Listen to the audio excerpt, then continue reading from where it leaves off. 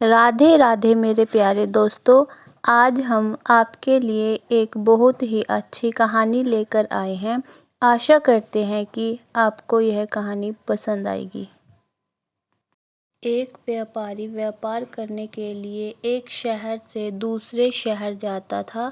बीच में रेगिस्तान का कुछ इलाका पड़ता था। वह आदमी एक नेगेटिव सोच वाला इंसान था। हमेशा शिकायत करता रहता था कि मेरे पास ये नहीं है, वो नहीं है, इसकी कमी है, उसकी कमी है। एक दिन वह रेगिस्तान में से गुजर रहा था।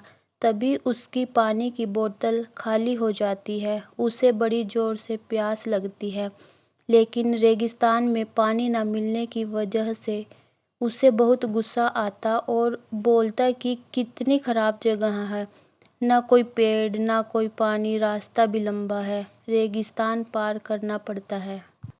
तभी उसको एहसास हुआ जैसे उसके पीछे कोई है। वह पीछे मुड़कर देखता तो एक ऊंट खड़ा हुआ होता है। वह पूरी तरह से घबरा गया। सोचने लगा कि ये तो सच में होने लग रहा है। मैं तो बातों बातों में ही कह तो दिया, अब मुझे यहाँ हरियाली करनी पड़ेगी और पेड़ लगाने की जिम्मेदारी लेनी पड़ेगी।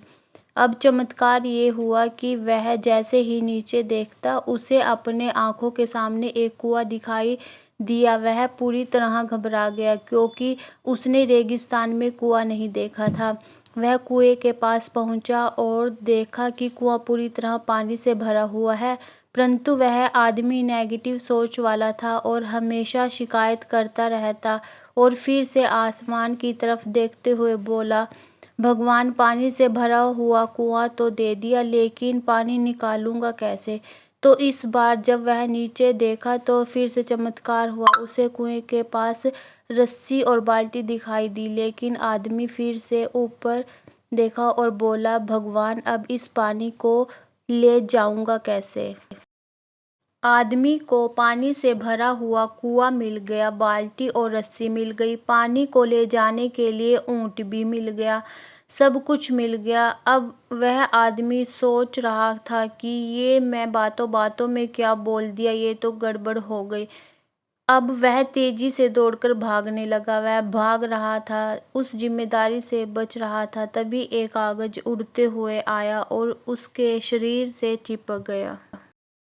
यह कहानी हमें सिखाती है कि हम में से सब सारे लोग ये कहते हैं कि बड़े स्कूल में पढ़ लिया होता या बड़े कॉलेज में चला गया होता तो ये कर लेता, अगर मेरे पास बहुत सारा पैसा होता तो ये कर लेता, मेरा बॉस मेरा साथ नहीं देता, नहीं तो मैं पता नहीं क्या कर देता। हम हमेशा शिकायतें ढूंढा करते हैं, अपनी जिम्मेदारी से बचकर भाग रहे होते हैं। ये कहानी हमें सिखाती है कि लाइफ में हम जो कुछ भी कर रहे हैं 100% जिम्मेदारी हमारी है कि उस काम को बिना किसी शिकायत के पूरा करें। तो दूसरों पर दोष देना, उनकी गलतियां बताना बंद कीजिए, अपनी गलतियों को सुधारना शुरू कीजिए।